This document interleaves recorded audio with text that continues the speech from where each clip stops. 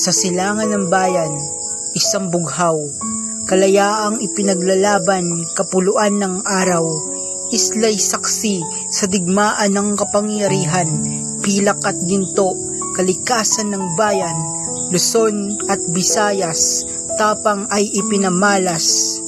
Dagat at lupa, tila'y nakikipagdigma, bulkan at kabundukan, alon ng pagsinta, ang apoy ng damdamin sa puso ng Pilipinas. Mindanao ay luntian sa hangin, nakikita, tapang ng mga bayani, Muslim at Kristiyano, iisa ang hangarin sa kultura, tradisyon, mayaman ang lahi. Hindi man tugma sa paniniwala ng iba, buhay pa rin ang pagkakaisa. Isang pangakong kapayapaan, ipinaglalaban, magpahanggang sa ngayon. Lahi ng matatapang, handa kang ipaglaban, iyan ang tunay na revolusyon. Labanan ang pananakop, buhay man ang kapalit. Pilipinas, isang pangakong pagbabago, di kay pagkakait.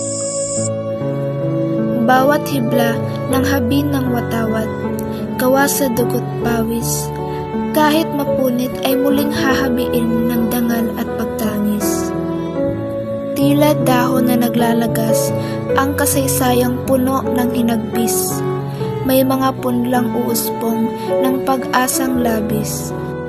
Sa mga mata ng kabataan, sisilay ang liwanag.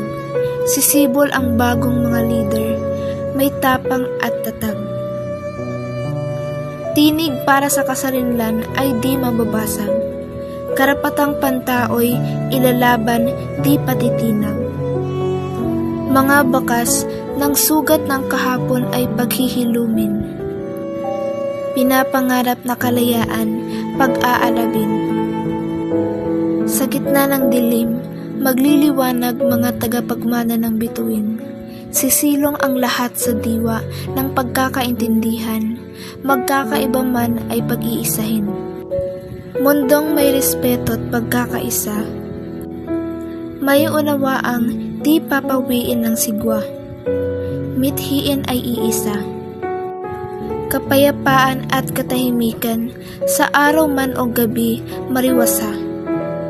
Katarungan ay aagos sa bayang nabalisa.